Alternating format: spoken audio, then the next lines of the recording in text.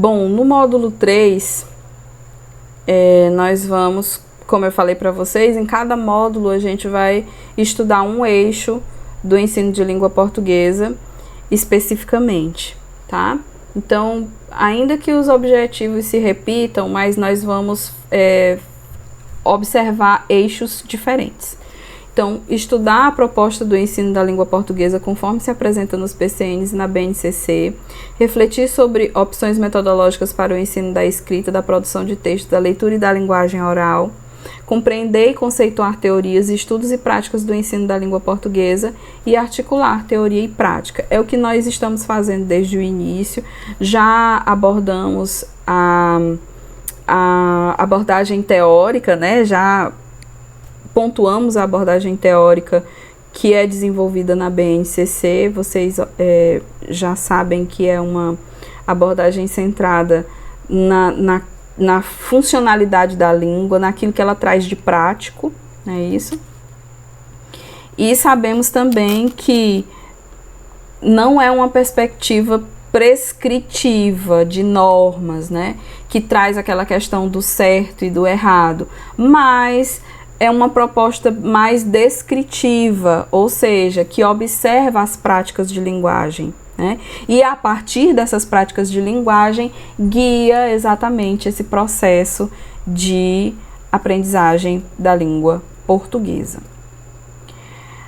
Nesse módulo 3, a gente vai se concentrar na leitura. A leitura é compreendida como parte da interação verbal escrita, enquanto implica a participação cooperativa do leitor na interpretação e na reconstrução do sentido e das intenções pretendidos do autor. É uma atividade de acesso ao conhecimento produzido, ao prazer estético e ainda uma atividade de acesso às especificidades da escrita. Envolve diferentes processos e estratégias de realização na dependência de diferentes condições do texto lido e das funções pretendidas com a leitura. Depende não apenas do contexto linguístico do texto, mas também do contexto extralinguístico de sua produção e circulação. Então, observe bem, né? Continuamos com a compreensão de que essa prática é, na verdade, parte da interação verbal escrita, né? Veja que existe aí um foco exatamente na interação, né? Na interação verbal, participação cooperativa do leitor. Então, muita gente pensa que a leitura é algo passivo, né? O leitor é passivo diante do texto, mas na verdade não é, porque esse leitor ele vai dar significado ao texto, né? É preciso a cooperação desse leitor para que essa reconstrução do sentido aconteça, né? E o deslinde, digamos assim, das intenções pretendidas do autor seja efetivado, né? Exatamente por esse leitor. É uma atividade de acesso ao conhecimento produzido, ao prazer estético e ainda uma atividade de acesso às especificidades da escrita. Envolve diferentes processos e estratégias de realização na dependência de diferentes condições do texto lido e das funções pretendidas com a leitura, né? Então, a depender do texto que você está lendo, você vai acionar processos, estratégias, na verdade, diferentes, né, de realização da leitura. Então, você aciona os mesmos comandos de leitura para um texto verbal escrito e um texto, um videoclipe, por exemplo, né? Não.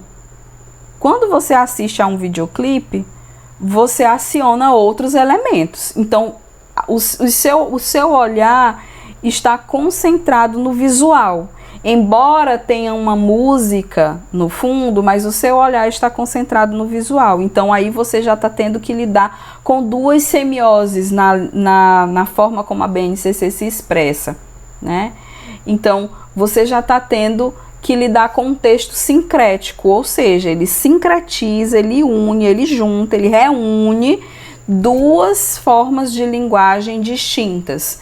No caso do videoclipe, nós temos né? A música, a melodia, nós temos 3 formas distintas, né?